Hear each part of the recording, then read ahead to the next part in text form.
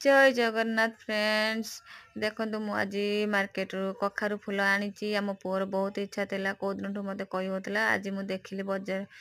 बिक्री होता मु घर को लेकिन आसिली ए देखो मुझे पिठो भजा करमी कखारू फूल को तापाई मु चाउल आगुरी भिजे रखी ता देहरे मु गोटे पियाज अल्प अदा छोट खंडे तापर रसुण 2-4 पकड़ा तापर जीरा अल्प पकईकी ताकू भलसे ग्राइंडिंग करदेली तापर तार अल्प लुण अल्प हल्दी टेस्ट अनुसार पकईदेली ताकू भलसे पुणी गोलेदेली तापर एठी फूल गुड़ा मु भलसे धोईकी रखी गोटा गोटे साइज करिकी तापर एठी मु कड़ाई रे तेल नहीं जाइए तेल गरम हेले एठी मु